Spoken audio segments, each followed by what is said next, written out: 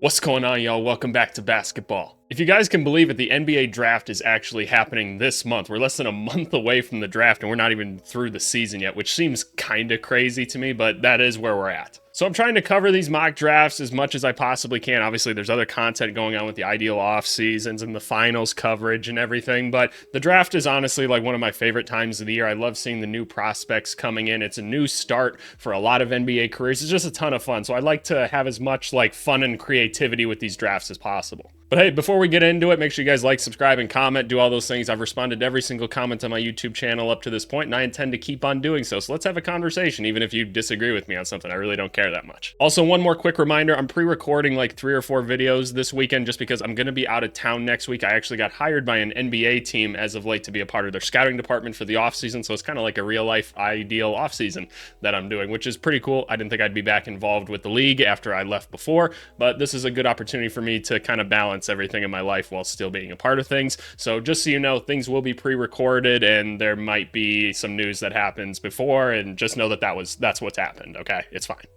But anyway, we're back here with another mock draft from Bleacher Report, and they have Bronny James on the cover. They're thinking he's going to get drafted, and I'll talk about Bronny James when we get to him. I'm sure he's going to fall into the second round of this, so we'll definitely be talking about it. But without further ado, let's get into it, and it's Ricochet. Ooh, I was literally just about to say, and here's Alex Sarr again. Okay, so Bleacher Report, I think, is just flip-flopping these just because they're like, okay, yeah, I think it's gonna, like, they want to make it attention grabbing, right? They want to be like, oh, now this guy's number one, now this guy's number one. I don't think there's any people that really reasonably think that they're not going to take Alex Sarr with this one. And I'm not here to say that there's like a big difference between like the top 3 players in this draft, because I really don't think it's an enormous difference by any means of the word, but it just makes too much sense for the Hawks not to go get a center with this pick. I mean, it's going to be easier for them to trade like a Capella or a Kongwu or something like that than some of their wings. It just is. And while I like Ricochet a lot, and we'll talk about him, I don't see any way that it's not Alex Sarr at this point. But Ricochet, really, really cool basketball player. He went off in the playoffs recently in the French league. Like, young players in EuroLeague and most other foreign teams, they don't get to play as much. Because they're younger, they tell them that they kind of have to earn their way up. I think it's a really cool way of doing things, so people just kind of freak out when they see some of the statistics of some of these foreign guys. So I just like to give that insight to be like, hey, just know that that's the case. But he went off in some limited minutes in the playoffs, hitting threes, getting big dunks, catching alley-oops, good passing. Like, I truly think Ricochet can kind of do a little bit of everything. I think he's a more mobile Michael Porter Jr. I think he's got good defensive instincts. I think his athleticism is good, and I think it's actually only going to get better because I think he's still growing into his body. His shot form looks damn near perfect, and he converts on a pretty large amount of them. So I think he's going to be one of the like 3 guys that can come in and probably start and make a difference in the NBA right away. And in a class where there's not a very high ceiling for a lot of these players, I think that he's going to be a very, very valuable player. So does that mean the Wizards get Sarr? The Wizards get Alex Sarr. Alex Sarr was actually on the Podcast P podcast. That's Paul George's podcast, for those of you that don't know. And so just got to hear him kind of chat it up and everything. Dude's got some dog in him, man. And like that's the first thing I noticed about the guy when I started watching film on him at the very beginning of the season. Because, you know, he's been projected to go towards the top for most of this year. It's, man, he's got energy. He's a dog. Like, I really like Alex Sarr as a prospect. Do I think he's going to be like an NBA All-Star or anything? Like, no, probably. I don't personally see like all-star like in any of these guys' future, but here's the thing, there's always somebody, right? There's always somebody, and Alex Sarr's definitely got like a little bit higher ceiling than some of these other guys, because he's very mobile as like a 7'1" dude, right? He can block shots already, and he's not just like waiting down at the rim and blocking shots, he's rotating down from like the perimeter and blocking them. He can guard perimeter guys. Like, he's got really good hands. He can run, jump, dunk. He can shoot just a little bit right now. Like, all the form looks pretty solid. There's 1 or 2 things I'd tweak. You can go watch my Alex Sarr video where we kind of break that down if you want to. It's an interesting watch nonetheless, but there's a ton of potential in this guy, a ton of versatility, and even Paul George was kind of saying, like, you know, I could kind of see him being like a little mini Giannis or something like that, and I think that's maybe a bit of a stretch, but he's very, very coordinated for his size, and he's instantly going to make somebody a lot better defensively as soon as he comes in. And the Wizards need a center, in all honesty. I actually had someone leave a comment like, Presuming that Alex Sarr goes 1, they're like, would you think it's crazy for the Wizards to go after Clingan at 2? I'm like, no, I don't think so at all. Like, I think Clingan's a really, really good player, and I think the Wizards desperately need someone at center, so this would be phenomenal for them if this happened. I think they'd be thrilled to get Sarr. Next up, Reed Sheppard via the Nets. Yeah, the Houston Rockets pick. I'm going to say just 90% sure the Rockets trade this pick. The Rockets just don't need another young project on the team, right? It doesn't make a ton of sense. I think somebody's going to want to move up to take Clingan, but if you force the Rockets to make a pick, they probably don't take Clingan, right? I don't know if it's Reed Sheppard, and I don't want to do this whole thing every time with like Reed Sheppard because obviously I'm not as big on him, and I'm always going to get 3 or 4 comments being like, "Oh, how dare you not be as good on Reed Sheppard or whatever." I'm like, look, the dude's like really small. He's extremely small and frail. Like I struggle to see what he's going to be defensively, and I'm not saying he can't make it in the NBA. I don't see him being like a starter in the NBA at any point. And like, do you really want to use the 3rd overall pick on that? That's kind of my thing more. So it's a value thing for me. Like if you move Reed Sheppard down to like 8, 9 in the draft or something, I'm probably just fine with that. Like, yeah, no, there's plenty to work with the guy. He's a sneaky good athlete. He's a phenomenal shooter. He's got a good motor on him and things like that. I worry about some of like the athleticism and like intangibles, like the quickness and stuff like that. Because like, can he create any offense, or do people have to create for him? Because that's a big difference. Like, but I'm interested in him in a player in that sense, just not that high. And like I said, I'm pretty sure the Rockets are just going to trade this pick. They just don't need it, right? They'd rather have some win now players and try to start building. They've got too many young guys as is. But no, that's kind of the thought with Reed Sheppard, and I'm willing to bet the Rockets trade the pick. What do we got here? The Spurs, Nikola Topic. We got Nikola Topic back in the top 4. Okay. So Nikola Topic, really interesting foreign prospect. At points, he's been like regarded as like the number 1 player in this class, like throughout this season. And he's kind of a mystery man right now. So Nikola Topic, 6'6", pretty built already, plays the point guard. And there was a couple things people noted about him. He's got some reckless endangerment when he goes to the hoop, man. Like he's very much like, I'm going to catch the ball and I'm going. Like I'm going at this rim. And it's not even like he's going to like punch it on them. Like he's just very crafty, getting to the hoop or whatever. He's very relentless at going there.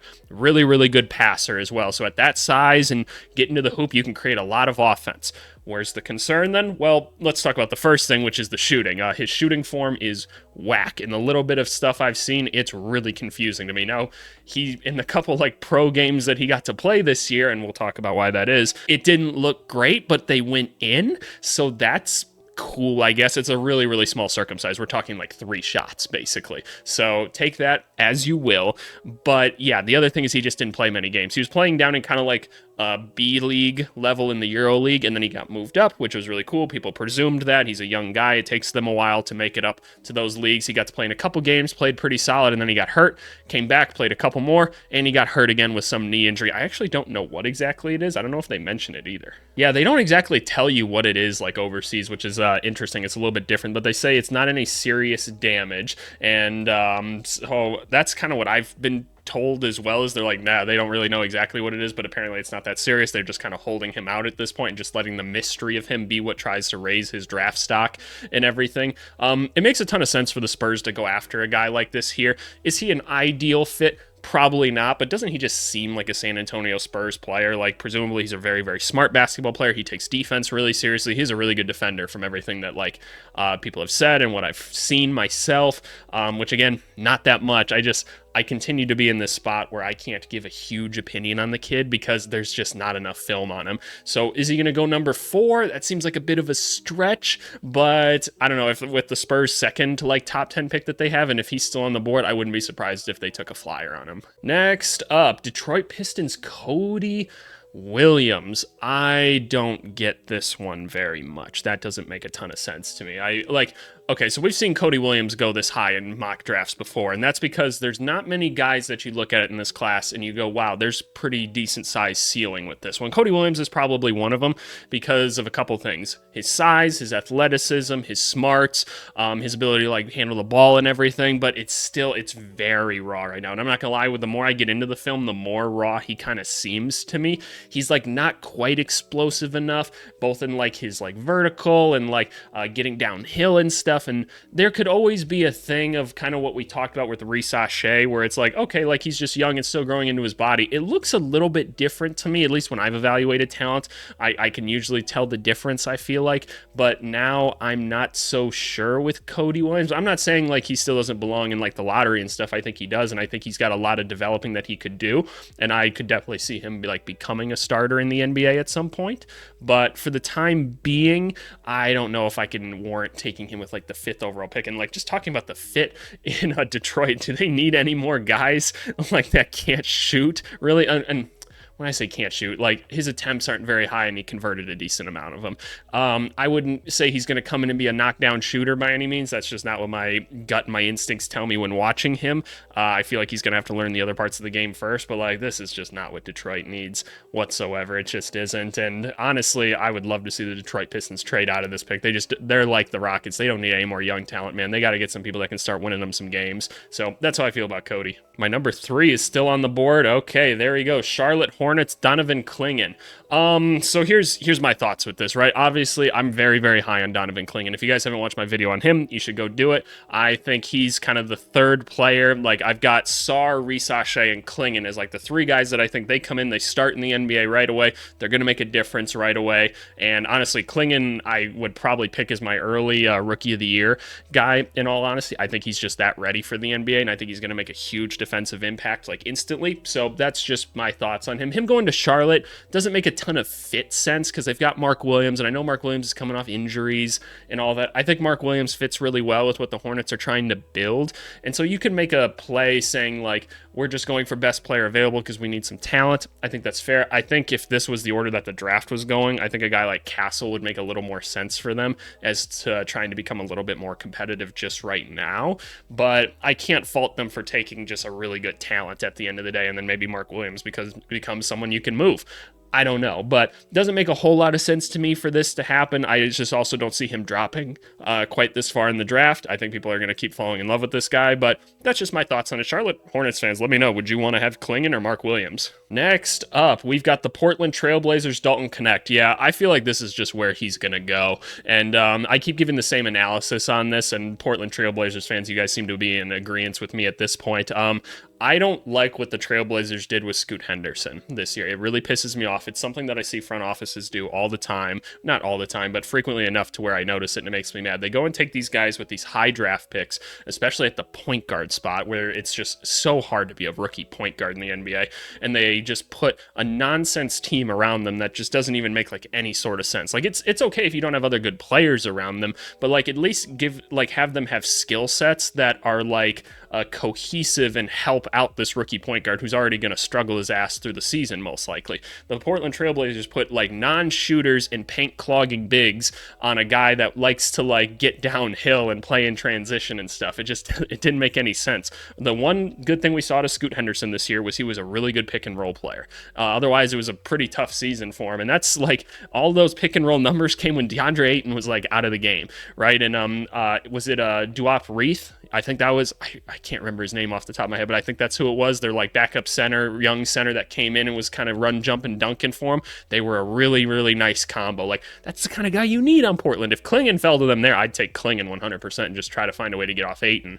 Like, that's not as easy as I make it sound. But anyway, Knecht makes a ton of sense, right? He's a little bit older. The ceiling's probably not that high, but you know he's going to be able to come into the league right away, be a contributor probably for a long time in the NBA. He's a nice role player. He's got some size, should be able to become a good defender once he gets his feet under him a little bit more. Sneaky good athlete and elite shooter. Makes a ton of sense.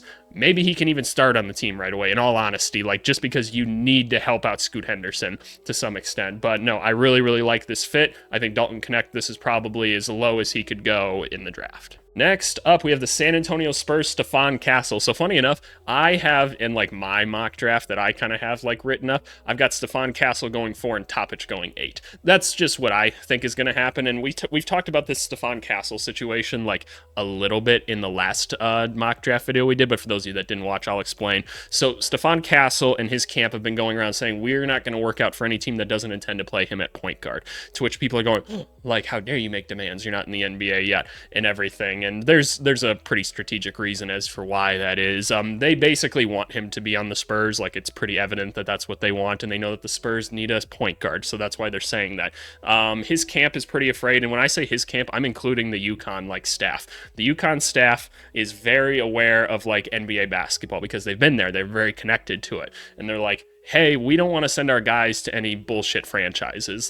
And I hate to say this about franchises, but there's a couple franchises out there that everyone knows are just kind of bullshit, and we hope they're changing because both of them made a lot of off-season changes to their front office, but I'm always going to be skeptical until I see something. So just know that it's the Wizards and it's the Hornets. Nobody wants their guys to go there because they think their career is just going to fall apart instantly. And as someone who's had someone that they've coached end up as a Wizards lottery pick, yeah, no, it's not that fun. It makes me upset. I just hate everything I hear about it. But we hope that it's changing for the better, right? And so Stephon Castle, though, I think he is going to end up on the Spurs regardless, because here's the thing, the Spurs know he's not a point guard, and most scouts that I talk to know he's not a point guard. He's going to be a really good two guard. I keep saying if he had a jump shot, he would be the number one player in this class because he's a really good athlete. He's got great vision. He plays great defense. He's got a good handle on him. It's just he has a horrible jump shot.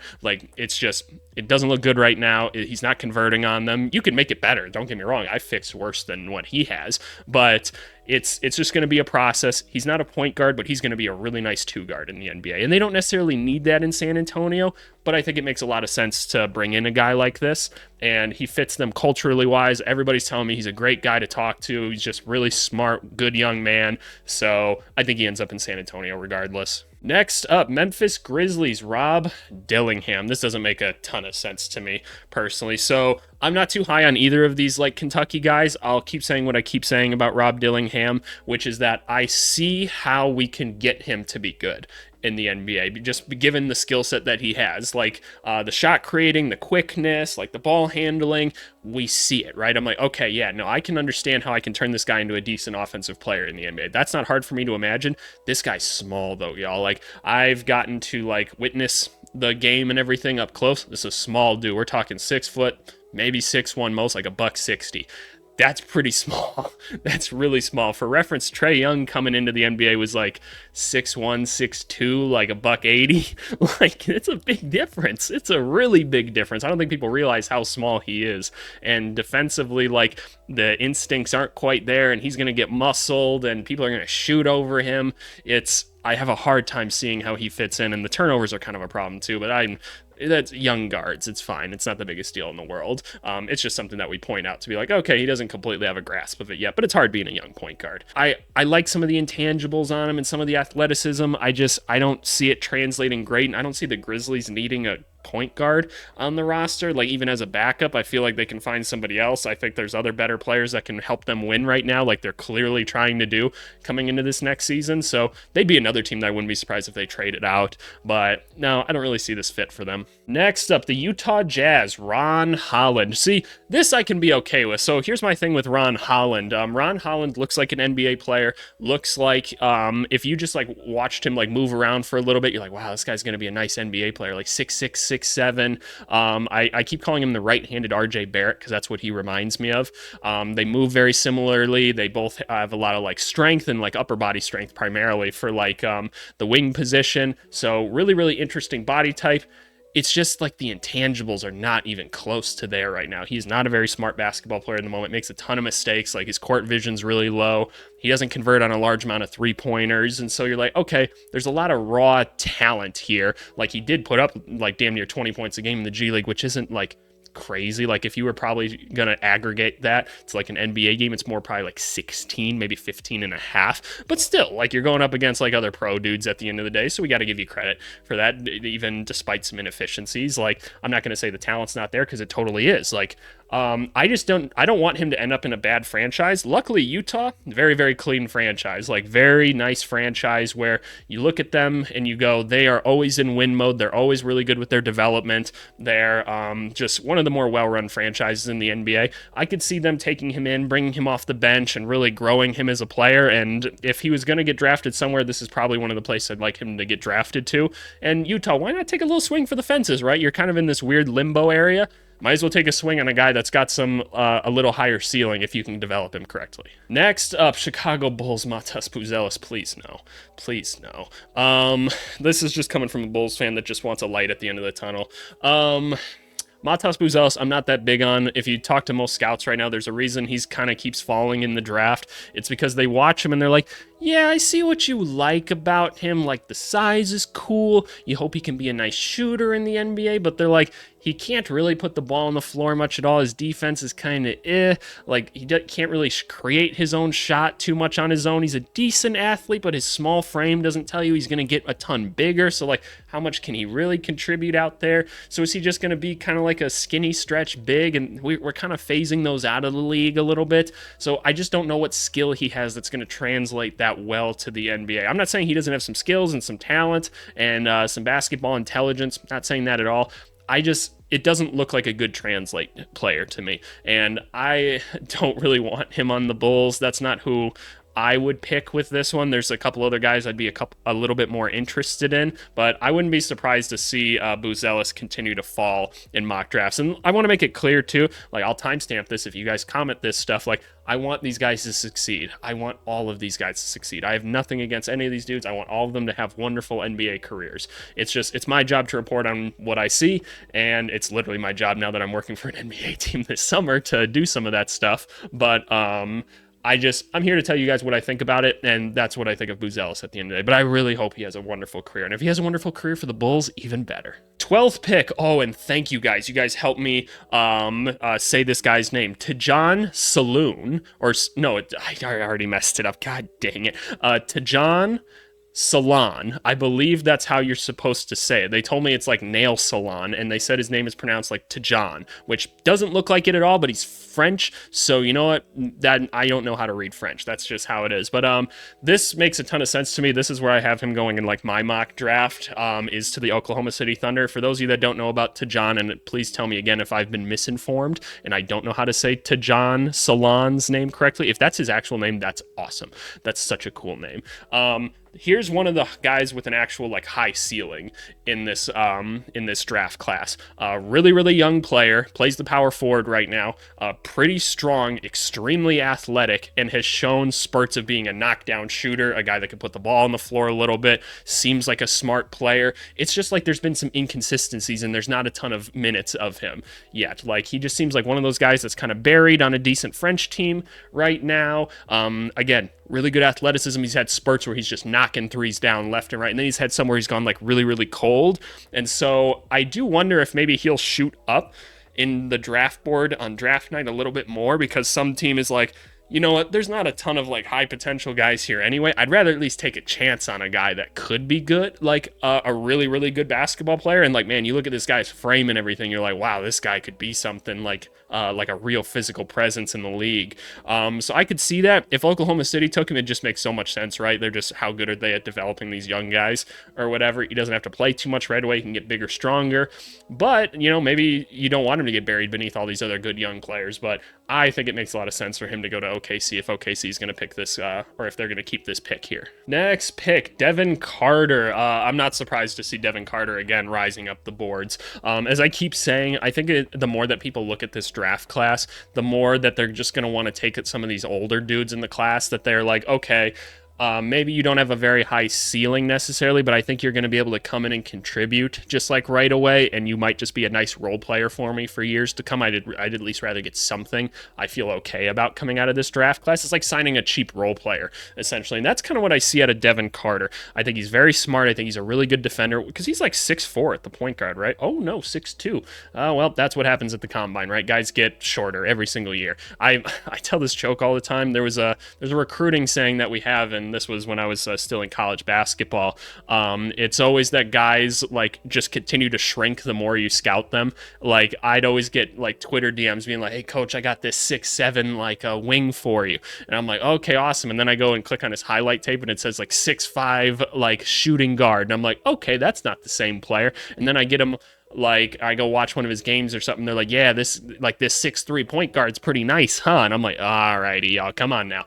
Like, but that's just always how it happens. But no, I think Devin Carter can come in and be a really good defender, solid shooter, just really manage the basketball team, right? Like he's not going to blow you away with any crazy shot creation or athleticism, but I think he's going to come in, be a real smart player, a fair contributor on both ends, and throwing him on Sacramento could give them the ability to move like a Davion Mitchell or something in a trade, which could be pretty valuable to them. I'm about to do a Kings Ideal offseason shoot after this, and that's something I've been considering doing just because they got to try and retool some stuff over there. But I like Devin Carter here. I think it's a good pick. Last lottery pick, Portland Trailblazers, Kel'el Ware. Now this is interesting. I've seen Kel'el Ware go anywhere from about like here all the way up to like 2021, and I'd say that's probably a fair range for him. I really like Kel'el Ware. I think he's a guy in this class that has starter potential down the line. Here's what I mean by that. Big dude, good athlete, has shown some shooting spurts as well, which is interesting, but immediately should be able to be a nice run, jump, and dunk guy. You can hopefully teach him a little bit more like defensive intangibles, and he can be a nice rim protector for you.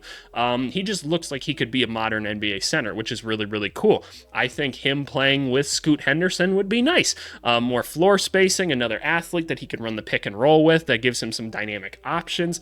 I think that'd be really cool. I honestly think if you drafted him, please try to trade Ayton. Just like Ayton is so in the way, it's not even funny. So I really like this pick. I think it would be really cool. I like Kel'el Ware a lot. I think there's a lot of teams that he would fit really well on this offseason. And some of these centers that we're going to see later in this mock draft, I think are going to be pretty valuable for teams because there's not a great center free agency market this year.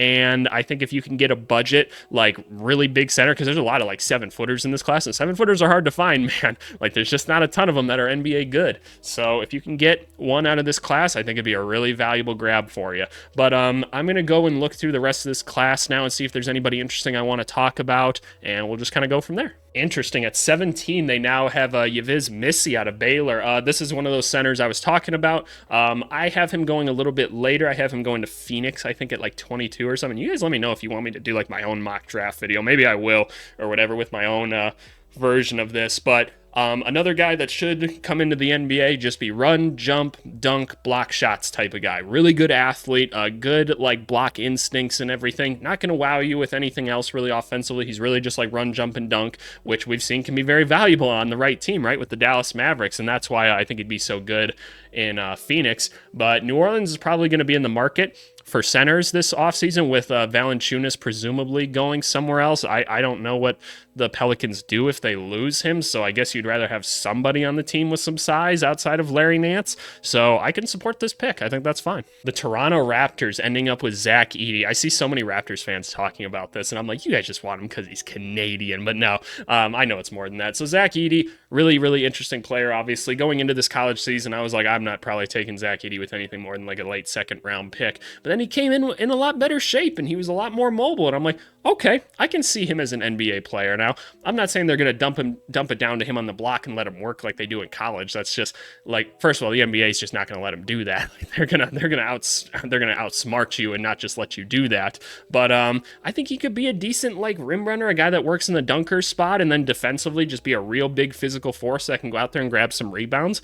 Do I think he's an NBA starter by any means? No, but I think that there's a way that if you bring him in, he could be a really nice role player. And if Toronto's not really sure what they want to do with their center spot, maybe they want to trade Jakob Poeltl or something this offseason, and they want Kelly Olynyk to start, which I think would be kind of weird, but like whatever. And then you have Zach Edey coming off the bench. It's not the worst thing I've ever heard. I'll continue to harp on Terrence Shannon Jr. As I say in every video, the legal stuff is out there. I don't know what happened, obviously. If he's guilty, then he's got to pay the consequences. If he's innocent, let him play basketball, right? I mean, it is what it is. I'm just out here to talk about him as a basketball player right now, so just take it as that. I have him as a top 10 player on my draft board and probably a little bit higher. I think he was the most talented player in college basketball this year. I don't think there's much this kid can't do, in all honesty. He had like 3 or 4 different ways to create his own shot with like 3 or 4 different counter moves, which you guys don't understand how incredibly rare that is. He's a nice ball handler. He was a good 3-point shooter. He was a really, really good on-ball defender, and he's a solid passer, really good athlete, 6'7" wing.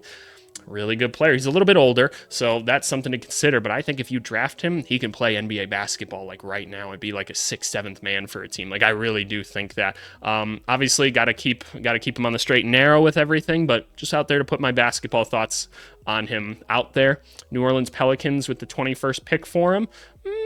I don't know if they need him necessarily, but an interesting pick nonetheless. Maybe frees them up to trade somebody else. I don't know. Tyler Smith continues to be a really interesting prospect to me, a guy that I wouldn't be surprised if he jumps on draft night, because again, this is one of the few guys in the class with a really, I don't want to say a really high ceiling, but a higher ceiling, right? Has shown a little bit of being able to put the ball on the floor. He can shoot a little bit. He's got really, really good size. Probably comes in and plays the power forward, but maybe could play the small forward because he seems coordinated enough to do it. And he'd be a really big small forward. So if you figure out how to put some more skills in this like really NBA ready body in this young kid, I think he could be a really good player. Him on the Bucks would be pretty cool. Baylor Scheierman as a 1st round pick. Now this is just kind of like, you guys don't understand the context behind him, but I've just, I've seen a lot of Baylor Scheierman in my day. Let's just put it that way. But incredibly talented basketball player. I wouldn't be surprised to see him slide into the 1st round as, again, one of these older dudes that teams just say, I know this guy's going to be able to contribute right away. He's probably going to be a solid defender. He's going to be a smart player, and he can shoot the shit out of the basketball, man. Just a really, really good shooter. So wouldn't be surprised to see a team pick him. Denver Nuggets could make a lot of sense, right? Just a guy to play off Jokic and just have a little bit of gravity so that the Jokic-Murray pick and roll can have a little bit more space. I think it makes a ton of sense for him to end up there. Pome Dediet, you guys tell me how to say his name. I don't know. There's a lot of French dudes, man. The French national team is going to be crazy in a couple of years. 6'9" shooter, essentially. He's shown that he can put the ball on the floor a little bit. Pretty solid athlete, knockdown shooter already, but makes some poor decisions at times. Really, really raw in a lot of other intangible parts of the game. I think that if you put this guy Pome on a team where he can like sit and develop for like a year and a half or so and then try to work him onto the court a little bit, I think you could be rewarded greatly for it. Makes a lot of sense for the Trailblazers to take a guy like this. Could be a guy that plays off of Scoot Henderson well again. That would make a lot of sense to me. Just someone to watch out for. Jonathan Mogbo. Okay, so this is a guy that I just had a call with some other scouts about him not too long ago, and somebody left a comment about him the other day too, so I figured I'd talk about him. They're like, what do you think of this guy? I'm like, well, when we were watching the Combine film and everything, it was hard not to see him. Dude was everywhere out there. I'll be honest, I hadn't seen really anything of him at all before then, but dude's got an incredible motor on him. For those of you that don't know, he's basically like Kenneth Faried. Like that's the perfect way to describe him. Doesn't do a ton of other stuff, but he jumps really high. He's really strong, gets a ton of rebounds, and he was able to put the ball on the floor in transition, which is interesting. So he can be a connecting piece in transition.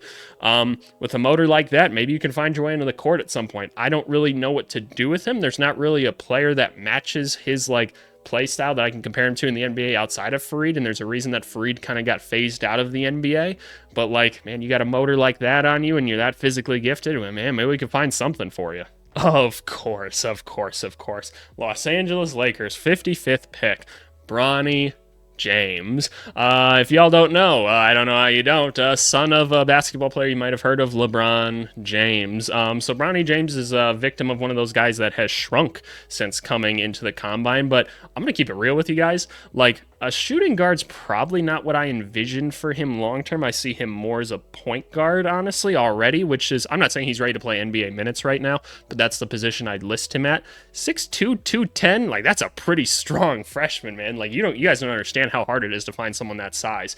Okay, honest thoughts on Bronny James coming from me. I've got no biases or anything, just telling you I've watched the film on him. This is what I think of him. I think that he can be an NBA player. I really, really do. I know some teams don't want him. They don't want the hype and the energy around him and everything. I don't think there's any team expecting him to come in and play NBA basketball right away. And I'm not saying that he will. I think that he's extremely gifted physically. Like, he can jump out of the gym. He's really, really strong. Like, that alone tells me he can be a nice defender because he's got pretty good lateral quickness too. Look, he sees the game well too. He's been around LeBron his whole life. This kid knows what he's doing on the basketball court. And I don't want to hear any of this stuff about USC, man. Like, these college teams don't know what they're doing most of the time, man. I promise you they don't. I've been a part of them. Like they just don't know how to utilize these guys. I think he's got a really solid jump shot. He's probably got to speed it up a little bit. I'm not saying he's going to be a creator for himself, but I see him as like a Tyus Jones, Trey Jones kind of guy, a guy that can like really run the offense, be a really nice defender, be really, really smart out there and not make a ton of mistakes. I think it's totally worth developing this guy for like a year or two in the NBA. I think if you give him time practicing with NBA players, you're going to see a big progression out of him. I would honestly take him higher in the second round than this, and I'm not even trying to get like LeBron on my team or something because of that. I just think he is like pretty talented. So that's my honest thoughts on him. Alrighty, I didn't really see anybody else all that interesting, but yeah, that's the latest mock draft, y'all. You guys let me know what you think, because I think they intentionally shifted some things around here just so that they didn't put out the same mock draft over and over again, but I do think Bronny James gets picked with some pick in here. I'd be pretty surprised if they didn't, and I think he'd be a steal of an undrafted guy to develop, and I truly think that, but you guys let me know, like, are there any players that I'm wrong about, any guys that I should watch more? I love when you guys tell me players that I should watch more of as well, because if somebody's passionate about someone, I want to be passionate about someone. I want to watch them and I want to see what you're seeing. So let me know in the comments, y'all. Let me know some guys that I'm missing or something. There's always going to be somebody that surprises us at the end of the day. And again, know that I'm rooting for them all. But yeah, thanks so much as always for watching, y'all, and we'll talk to y'all later.